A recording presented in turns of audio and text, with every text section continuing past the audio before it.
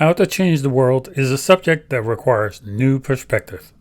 My name is George Van Hogarden, Managing Director of the Venture Company. Our world is a tiny speck in a galaxy we call the Milky Way, as seen in this beautiful picture released by NASA. Gaze at it for a while, we are in there somewhere.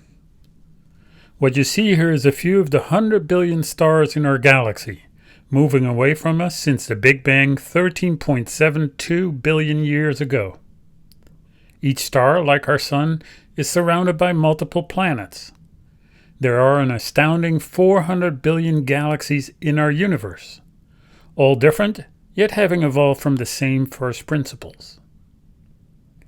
Many to the power of many variations on a theme, shaped by a theory of nature we seek to unravel to predict the future of our planet and to understand how those changes will eventually affect humanity. Our planet is a life incubator that provides us with plenty of resources to survive.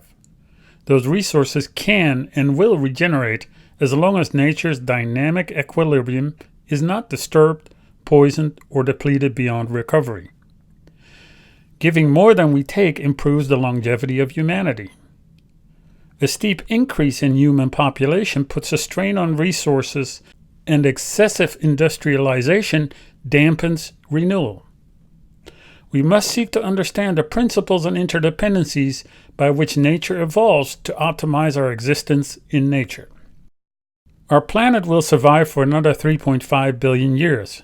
How long we do depends on how we adapt and conform to nature, and play nice. Everything is changing and evolving, courtesy of nature's evolutionary principles. Human adaptation is crucial in keeping up with our changing environment. The better we adapt to nature's change, the longer our species will survive. Our understanding and compliance with nature's principles improves our chances of survival. We have now learned Darwin's theory of survival of the fittest really means survival of the most adaptable. Adaptability being a composite of many traits that determine the longevity of a species. Human adaptability must come from our strongest asset, the 100 billion neurons in our cerebral cortex. Way more than any other species. We must use those cognitive abilities not to fight ourselves, but to figure out how to adapt cleverly. So how do we adapt? Albert Einstein's statement, "The theory determines what can be discovered," explains how a theory embedded in a system is crucial in determining what humanity can discover. Put simply, if we want to enjoy a game of soccer, we must first develop the theory of soccer. We must identify the objectives and the rules of soccer, and then communicate them to the players and the audience. Likewise, if we want to prolong human survival, we must first develop the objectives and rules spawning longevity to all involved. A gameplay highly dependent on the rules nature has already laid out for us. So what are the rules of nature? 100 years ago, Einstein composed his theory of general relativity from observing how light bends around our sun. A theory dramatically expanding our understanding of everything in nature. Nature's relativity exposes itself in more detail down to earth, I came to find out, revealing principles directly applicable to humanity. I took those observations and composed a single system architecture, nature as a system, to systematically improve the way we manage ourselves. I explain each of the principles in a separate narration of the state of humanity, available at venturecompany.com. Our current systems have evolved gradually, with little regard to evolutionary prowess, and it shows. They attach to the make-believe of an evolutionary oxymoron of sustainability, while nature dictates the strength of renewal is the only game in town.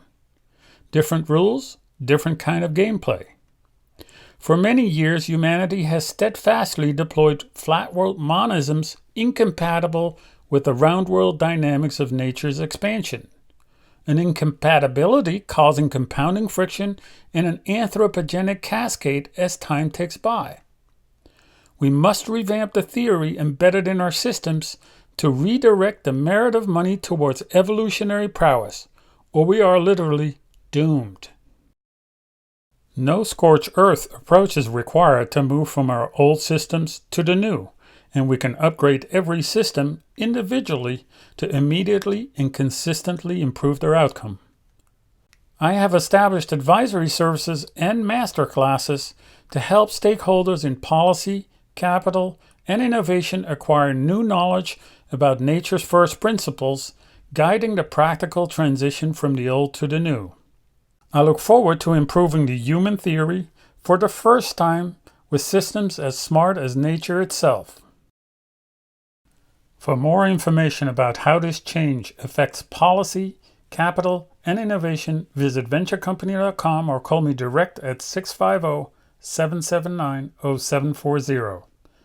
I welcome your inquiries, remarks, and questions. Share this blog and video to build awareness. Thank you.